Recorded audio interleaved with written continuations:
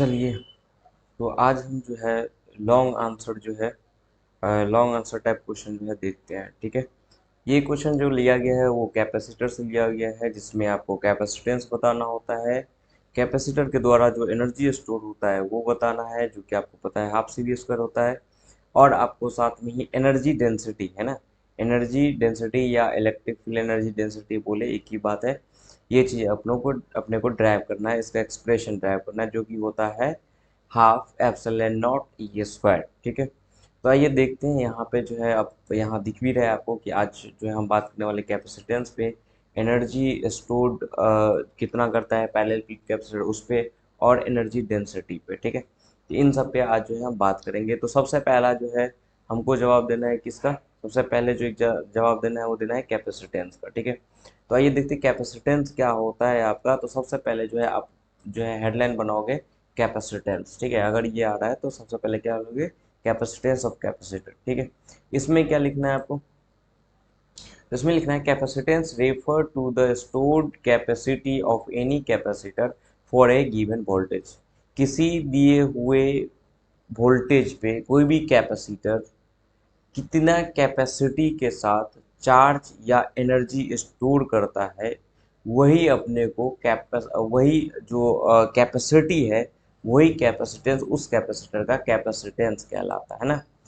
मतलब कि कैपेसिटेंस आपको कुछ और नहीं बल्कि कैपेसिटर की कैपेसिटी को दिखाता है, रिफ्लेक्ट करता है या रिवर्स करता है। ठीक है, चलिए मैथमेटिकली अगर डिफाइन करना हो तो मैथमेटिकली हम कैसे डिफाइन करेंगे, तो मैथमेटिकली हम लिख लेंगे क्या, mathematically it is defined as the ratio of magnitude of charge on capacitor plate to the potential difference across the capacitor plates. ठीक है, तो यहाँ पे लिखा गया है कि इसको कैसे आप डिफाइन कर सकते हो मैथमेटिकली, तो magnitude of charge on capacitor plate. अब कैपेसिटर का प्लेट किसको कहा जाता है, तो आपको पता है कि कैपेसिटर, अगर एक टिपिकल कैपेसिटर की बात करें तो उसमें इक्वल एंड अपोजिट चार्ज होता है। तो जिस प्लेट पे पॉजिटिव चार्ज होगा वही हमारा क्या होगा, पॉजिटिव प्लेट कहलाता है, और जिस प्लेट पे निगेटिव चार्ज होता है वही हमारा निगेटिव चार्ज कहलाता है। तो यहाँ पे आप पॉजिटिव प्लेट का जो चार्ज होता है ना, वो ले लो और उसको डिवाइड कर दो किससे, आपका है ना कैपेसिटेंस, जो पोटेंशियल जो है, पोटेंशियल जो है किसका, कैपेसिटर का है, उससे। अब पोटेंशियल ऑफ कैपेसिटर कैसे डिफाइन करते हैं, तो आप लोग को बताया जा चुका है ये, कि पॉजिटिव प्लेट के पोटेंशियल में से जब हम नेगेटिव प्लेट का पोटेंशियल माइनस करते हैं तो जो डिफरेंस मिलता है वही हमारा पोटेंशियल ऑफ कैपेसिटर कहलाता है। ठीक है, तो जो प्लेट पे चार्ज है उसको डिवाइड कर दीजिए अगर पोटेंशियल डिफरेंस से, जो कि दोनों चार्ज दोनों प्लेट्स के बीच में होगा, है ना, तो हमको क्या मिल जाएगा, उसकी कैपेसिटी मिल जाएगा। दैट इज, आप बात कर सकते हो, दैट इज क्या लिख सकते हो, दैट इज यहाँ पे आप लिख सकते हो C बराबर Q बाय V। इसको आप ऐसे भी ले सकते हो कि चार्ज पर यूनिट वोल्टेज जो होता है, चार्ज पर यूनिट वोल्टेज ही हमारा क्या कहलाता है, कैपेसिटी कहलाता है। ठीक है, या कैपेसिटेंस कहलाता है उस कैपेसिटर का। साथ ही में आपको 3 पॉइंट और लिख के आना है। ठीक है, ऐड करके आना है, जो हर बार हम 2 मार्क्स में करते आ रहे हैं। और अगर ये 5 मार्क्स में ये पूछा हुआ है तो ये तो लिखे ही, प्लस कंप्लीट जानकारी देने के लिए इस ये स्केलर है कि वेक्टर है वो बता दीजिए। साथ में आपका क्या है कि एसआई यूनिट और डायमेंशन सब बताइए। तो नॉर्मल पॉइंट है, हम 3 पॉइंट जो है नीचे बना लेंगे। सबसे पहला पॉइंट हमारा क्या होगा, तो सबसे पहले हमारा पॉइंट होगा कि capacitance is a scalar quantity. ठीक है, कैपेसिटेंस हमारा क्या है, स्केलर है। और यहाँ पे आप देख भी रहे हो कि फॉर्मूला में क्यू बाय क्या है हमारा, क्यू बाय वी है ना। क्यू हमारा चार्ज है जो कि एक स्केलर है, वी भी हमारा पोटेंशियल है जो कि स्केलर है। तो अगर आप डिवाइड भी करते हो तो ये आएगा। और ये सिंपल सी बात, एक कैपेसिटी बता रहा है ना, क्या बोला है, किसी चीज़ की कैपेसिटी। तो किसी भी कैपेसिटी के पास कोई डायरेक्शन का सेंस नहीं आता है, तो उतना वो ये नहीं है। बस आपको क्या करना है, बस वो पॉइंट ऑफ व्यू जो है आपका कैपेसिटेंस का स्केलर है कि वेक्टर, बस वो लिख देना है। उतना डिस्कशन करने की जरूरत यहाँ पे नहीं है। ठीक है, चलो दूसरा साथ में क्या लिखना है अपने को, एसआई यूनिट लिखना है। तो एसआई यूनिट क्या होता है हमारा, तो आप जैसा कि फॉर्मूला है तो फॉर्मूला से ही हम एसआई यूनिट लिखते हैं। तो वहाँ पे आपको क्या दिख रहा है, कुलॉम पर वोल्ट, कुलॉम पर वोल्ट। और कुलॉम पर वोल्ट को ही क्या कहा जाता है, फराड कहा जाता है। ठीक है, कुलॉम पर वोल्ट को ही क्या कहा जाता है, फराड। साथ में इसका डायमेंशन निकालोगे तो इसका डायमेंशन आप कैसे लिख के आओगे, तो ये डायमेंशन आपका हो जाएगा M-1 L का -2 T का 4 और A का कितना 2। ठीक है, आप ये इस तरीके से आप डायमेंशन कर सकते हो, तरीका आपको पता होगा कि डायमेंशन कैसे कैलकुलेट किया जाता है। ठीक है, यहाँ पे बस अपने को क्वेश्चन आंसर करना है कि अगर 5 मार्क्स में या 2 मार्क्स में भी कई बार ये आ चुका है कि कैपेसिटेंस ऑफ कैपेसिटर डिफाइन कीजिए, तो आप अगर इस तरीके से डिफाइन कर देते हैं चीज़ों को तो आपका कंप्लीट 2 मार्क्स मिल जाता है। ठीक है, आप जो है उसका जो है क्या कहते हैं पूरा एक्सप्लेनेशन डालिए। ठीक है, हमेशा एक तो ये भी कि होता क्या है, वो बताता क्या है, प्लस में मैथमेटिकल भी लिखे, उसके साथ जो मैथमेटिकल आप डिफिनेशन लिखे हैं उसका मैथमेटिकल इक्वेशन होना चाहिए, और ये 3 पॉइंट तो एटलीस्ट आपको लिख के ही आना चाहिए। ठीक है, कई लोग ऐसा करते हैं कि मैथमेटिकल केवल रट लेते हैं और हो गया, नहीं, तो इससे आपका नुकसान हो जाएगा। अगर ये क्वेश्चन पूछा जाता है और आप केवल इतना ही लिखते हैं तो आपका जो है 2 मार्क्स से 1 मार्क्स या 1.5 मार्क्स इसी तरीके से बैठा जाएगा, कंप्लीट 2 मार्क्स जो है वहाँ पे नहीं होगा, क्योंकि ये 10th वाला तो मामला है नहीं।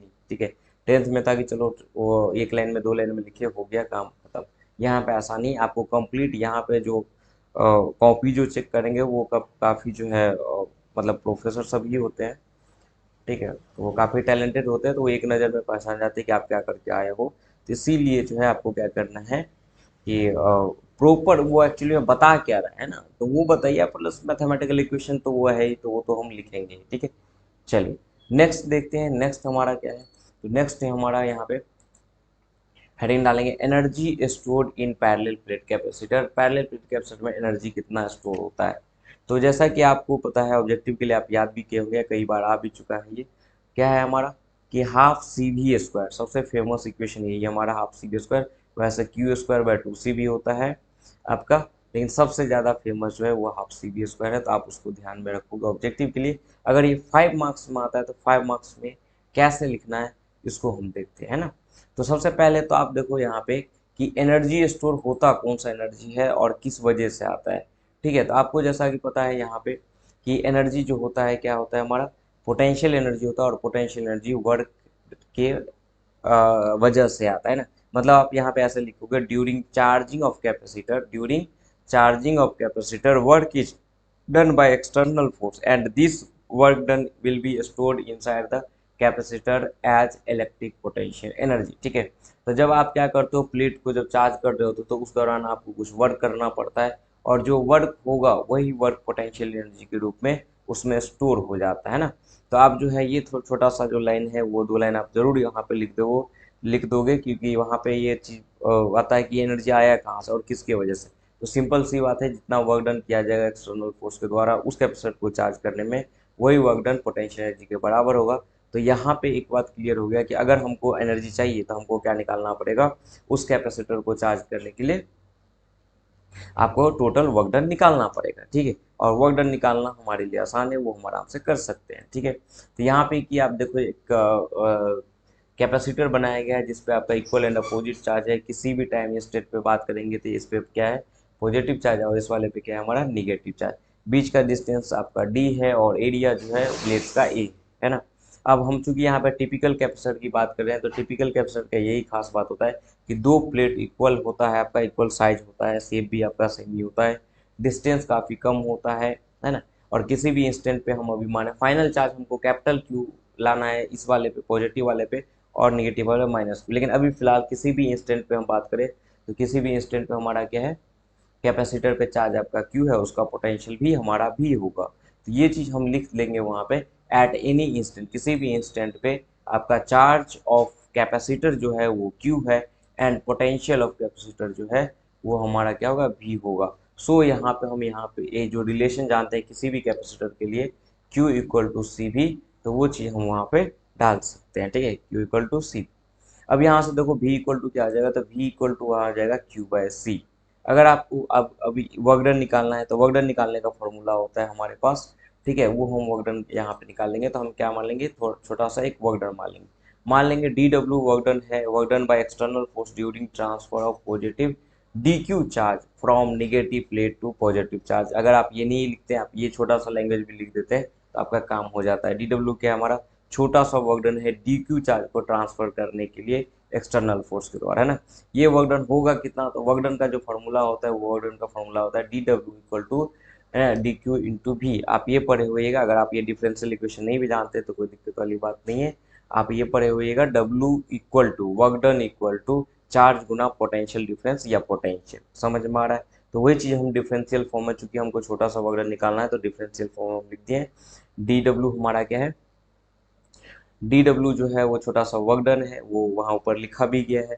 प्लस में आपका डी क्यू छोटा सा चार्ज जिसको ट्रांसफर करे वो पोटेंशियल डिफरेंस है। अभी अभी जो है पीछे जो आप देखे हुए थे पोटेंशियल हम कैलकुलेट कर चुके हैं। पोटेंशियल हमारा क्या होता है आपका क्यू बाय सी, तो वो अगर हम वैल्यू यहाँ पर रखें तो हमको ये मिल जाएगा। फिर आप देखो नेक्स्ट आपका वन, चूंकि कैपेसिटेंस जो होता है किसी भी कैपेसिटर का वो कांस्टेंट होता है, तो वहाँ पे आपका सी बाहर आ जाएगा, तो 1/c हम बाहर लिख लेंगे, इधर अंदर में रह जाएगा क्यू इंटू डी क्यू। ठीक है।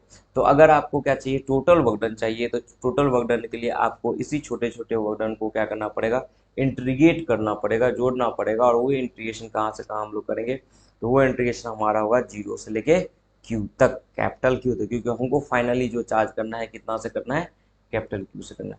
तो आई होप कि इतना जो है आपको क्लियर होगा। ठीक है, ये कोई बहुत बड़ा चीज़ नहीं है, आराम से आप कर लोगे। अगर यहाँ एक बार दिक्कत हो रहा है तो थोड़ा सा रिवाइंड करके पीछे जाना, आप पीछे जाके ये इसको देख लेना। ठीक है। अब कुछ नहीं है, डी डब्ल्यू का वैल्यू जो ऊपर निकाले वो यहाँ रखेंगे और इंटीग्रेट कर लेंगे, सिंपल सा फंडा। ठीक है। तो आइए नेक्स्ट देखते हैं हम यहाँ पे। तो डी क्यू का वैल्यू क्या आप रखोगे, डी डब्ल्यू का वैल्यू वहाँ से रखोगे ऊपर से 1/c/q/dq। ठीक है। अब यहाँ पे 1/ जो c है वो हमारा बाहर चला जाएगा क्योंकि वो कांस्टेंट है, तो अंदर में बच जाएगा आपका 0 से q और अंदर में रह जाएगा q और dq। ठीक है। नेक्स्ट आप अगर इसका इंटीग्रेशन करते हैं तो आपको पता है कि ये चला जाएगा x के पावर n वाले पे, तो हमको इंटीग्रेशन में पता है क्या करना होता है, पावर में एक ऐड करके वही चीज़ नीचे लिख देना है। तो अगर यहाँ पे कुछ नहीं है तो q का पावर कितना है, 1 है। अगर 1 है तो 1 + 1 2/2 हो जाएगा। लिमिट हमारा हो जाएगा कहाँ से कहाँ, 0 से q हो जाएगा। ठीक है। तो जो कांस्टेंट है 2 को आप बाहर निकालो, तो 2 अगर बाहर निकाल ले तो आपके पास ये बचता है। फिर आप upper limit minus lower limit रखोगे, तो वो करके आपका लास्ट रिजल्ट जो W आ जाएगा वो हो जाएगा q² / 2c। हम लोगों ने ये निकाल लिया कि कितना वर्क डन करना पड़ेगा क्यू चार्ज तक कैपेसिटर को चार्ज करने में। ठीक है। अब जैसा कि डिफिनेशन है पोटेंशियल एनर्जी का कि जो हमारा वर्क डन होता है वही वर्क डन पोटेंशियल एनर्जी के इक्वल होता है, तो वहाँ पे लिखेंगे एज फॉर डिफिनेशन। हम जानते हैं कि डब्ल्यू जो एनर्जी होता है वही वर्क डन के इक्वल होता है। ठीक है। तो यहाँ से अगर हम वैल्यू लिखें तो क्या हो जाएगा, q² / 2c। और कैपेसिटर का जो रिलेशन होता है q=q = cv, तो वहाँ से अगर हम यहाँ पे वैल्यू पुट करें क्यू का तो c × v², या भी यहाँ पे देखो c² और v² हो जाएगा। ये एक से एक कैंसिल हो जाएगा, तो लास्ट रिजल्ट जो है अपने को क्या मिल जाएगा, ½ cv²। ठीक है। तो ये मिल जाएगा u = ½ cv²। ठीक है। तो इस तरीके से आपका ये कंप्लीट हो जाता है। हाँ, यहाँ पे थोड़ा सा ध्यान देना, वो चूंकि लिखा गया इसलिए होगा, तो कोई दिक्कत नहीं, नॉर्मल मिस्टेक है, आप वहाँ पर ठीक कर लेना। ठीक है। चल, तो इस हम लोगों ने क्या देख लिया, कैपेसिटेंस देख लिया। कैपेसिटेंस के बाद जो है एनर्जी कितना स्टोर होता है उसका पूरा डेरिवेशन देख लिया। एकदम आसान लैंग्वेज में लिखा हुआ है, एकदम आसान करके लिखा हुआ है, आप इससे छोटा नहीं कर सकते हैं। जितना छोटा करना था वो मैंने कर दिया है। ठीक है। इससे अगर आप छोटा करते हैं तो ये 5 मार्क्स का क्वेश्चन ले रह जाएगा, उसमें आपका कुछ ना कुछ मार्क्स कट ही जाएगा। ठीक है। तो इसको छोटा मत करना, ये काफ़ी है, लगता है इतना लिख दीजिएगा। साथ में एक और क्वेश्चन था हमारा एनर्जी डेंसिटी, तो आइए उसको भी हम देख लेते हैं। ठीक है। चलिए, तो energy density of electric field देख लेते हैं ऑफ पैरेलल प्लेट कैपेसिटर, है ना। तो पैरेलल प्लेट कैपेसिटर के लिए एनर्जी डेंसिटी जो होता है, energy density of electric field, वो चीज़ कैसे करते हैं, तो यहाँ पे देखते हैं। सबसे पहले आप देखो, ठीक है, यहाँ पे एक कैपेसिटर है जिसपे एक प्लेट पे पॉजिटिव चार्ज है, दूसरा पे हमारा निगेटिव चार्ज है, और इलेक्ट्रिक फील्ड हमारा पॉजिटिव से निगेटिव है। जैसा कि अपने को पता है बीच का डिस्टेंस हमारा d है, और एरिया जो है हमारा क्या है, a। प्लेट का एरिया कितना है, a। तो अपने को निकालना है एनर्जी डेंसिटी। तो एनर्जी आपको पता है यहाँ पे वॉल्यूम में डिस्ट्रीब्यूट है, तो पर यूनिट वॉल्यूम जो इलेक्ट्रिक फील्ड होगा या एनर्जी होगा वही हमारा क्या कहलाएगा, energy density of electric field. ठीक है। तो इसको कैसे लिखना है, तो सबसे पहले आप इसको डिफाइन करोगे, the energy stored per unit volume of electric field is called electric energy density of the electric field. क्या लिखना है, the energy stored per unit volume, जो एनर्जी स्टोर है हमारा per unit volume of electric field, वही कहलाता है called energy density of the electric field. That is कहने का मतलब है कि अगर आप वहाँ पे फॉर्मुलेट करोगे तो क्या होगा यहाँ पे, energy density mu equal to energy stored by volume. तो एनर्जी हम लोगों ने कैलकुलेट कर चुका है, जो कि हमको पता है हाफ सी बी स्क्वायर होता है, और नीचे में आपका क्या हो गया, वॉल्यूम।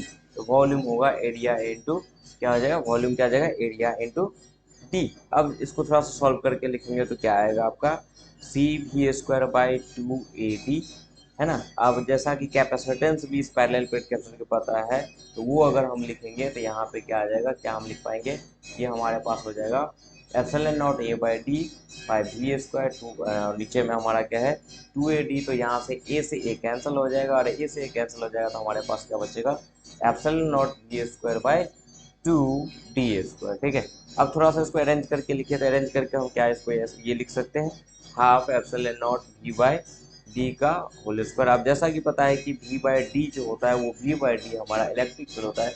यहाँ पे लास्ट रिजल्ट जो है हमारे पास क्या आ जाएगा, है ना, 1/2 एप्सिलॉन नॉट ई स्क्वायर। ठीक है, तो इस तरीके से जो है हमारा एनर्जी डेंसिटी का डेरिवेशन पूरा कंप्लीट होता है।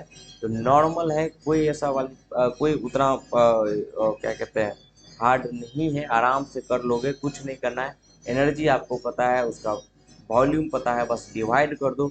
थोड़ा सा वहाँ पे जो कैपेसिटेंस जो हमको पता है पैरेलल प्लेट का, है ना, वो वाला वैल्यू रख दो, और वी बाई डी जो है उसका भी आप इलेक्ट्रिक फील्ड होता है तो वो भी वैल्यू रख दो, तो लास्ट रिजल्ट आपका ये निकल के आ जाता है। ठीक है, ये आपका 2 मार्क्स में अलग से भी आता है, या 5 मार्क्स में तो इसके साथ है ही, है ना। 2 मार्क्स में पूछे करें, और रिजल्ट भी याद रखिए, रिजल्ट के जो है ऑब्जेक्टिव के लिए काफ़ी इंपॉर्टेंट है एक, ताकि यहाँ पे देखो अगर कहीं भी पूछता है इलेक्ट्रिक डेंसिटी क्या होता है पैरेलल प्लेट का, तो यहाँ पे not E square.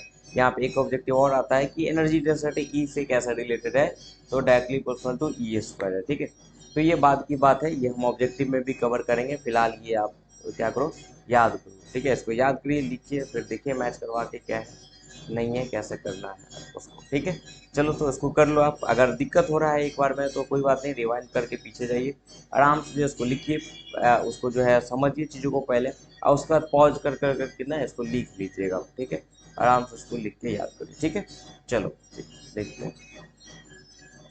Thanks for watching. Like share comment subscribe करना ना भूलें।